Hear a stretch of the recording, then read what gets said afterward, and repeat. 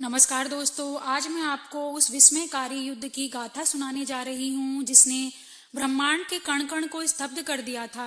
यह युद्ध था अमोघ शक्ति और अनन्य भक्ति का। क्या आपने कभी सोचा है कि जब स्वयं सृष्टि के पालनहार अपने परम भक्त पर शस्त्र उठाते हैं तो विजय किसकी होती है? इतिहास गवाह है कि जब जब मर्यादा और भक्ति का मिलन हुआ है, सृष्टि धन्य हुई है। किंतु एक बार ऐसा समय भी आया जब विधाता ने स्वयं भगवान को उनके सबसे बड़े भक्त के सम्मुख रणभूमि में खड़ा कर दिया। यह युद्ध शस्त्रों का नहीं, यह युद्ध सत्य, वचन और अनन्य भक्ति का था। आइए उस अलौकिक दृश्य की ओर चलते हैं जहां अयोध्या के नाथ और अंजनी के लाला आमने सामने थे। कथा शुरू होती है ऋषि विश्वामित्र के प्रचंड क्रोध से। काशी के राजा ययाति से अनजाने में ऋषि विश्वामित्र का अपमान हो जाता है। क्रोधाग्नि में जलते हुए विश्वामित्र ने मर्यादा पुरुषोत्तम श्री राम को आदेश दिया, राम, सूर्यास्त से पूर्व अभिमानी ययाति का शीश मेरे चरणों में होना चाहिए। अब सवाल यह था कि राम जी क्या करते? वे गुरु की आज्ञा को टाल नहीं सकते थे। दूसरी तरफ डरे हुए राजा ययाति हनुमान जी की माता अंजना की शरण में जा पहुंचे। माता अंजना ने हनुमान से कहा, पुत्र, इस शरणागत की रक्षा करना तुम्हारा परम धर्म है। हनुमान जी ने माता को वचन दे दिया। अब संकट बड़ा था। एक तरफ आराध्य थे और दूसरी तरफ कर्तव्य। ललकार रहा था राम भक्त, पाकर माता की आज्ञा को। सामने खड़ा था स्वयं काल, पर डरना था बजरंग को। बोले हनुमत, सुन लो राघव, धर्म से पीछे हटूंगा नहीं। चाहे ब्रह्मांड ये डोल जाए, पर वचन अपना तजूंगा नहीं। सरयू नदी के किनारे युद्ध का शंखनाद हुआ। एक तरफ प्रभु राम अपने धनुष के साथ खड़े थे और दूसरी तरफ हनुमान जी बिल्कुल अकेले, और उनके पीछे राजा ययाति डर से कांप रहे थे।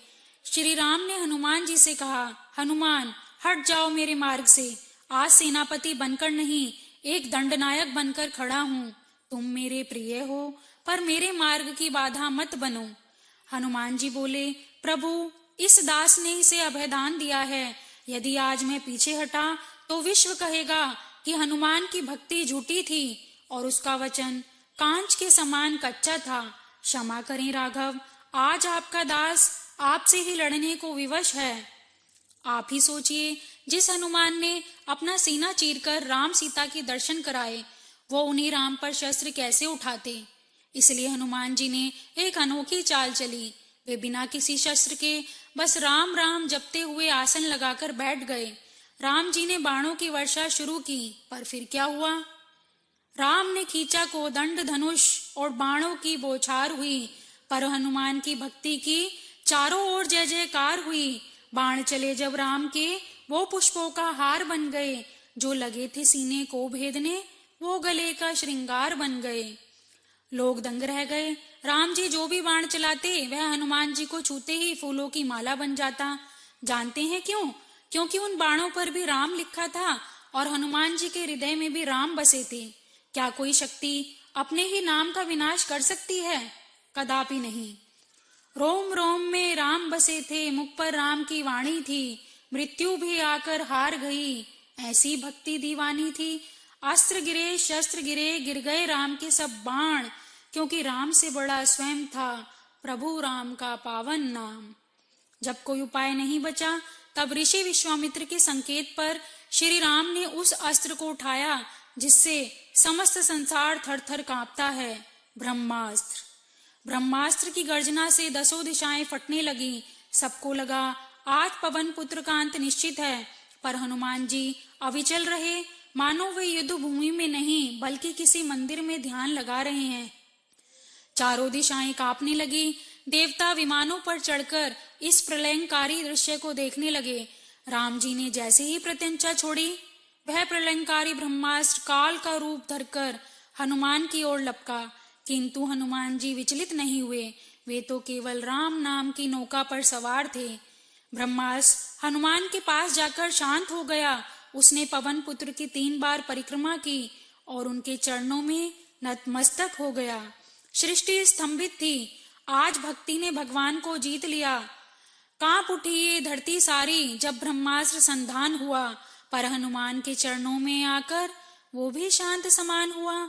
जीत गई आज भक्ति पावन, जीत गया वो दास महान, गले लगा लिया राघव ने और बोले धन्य हो तुम हनुमान। यह देखकर ऋषि विश्वामित्र का हृदय पिघल गया।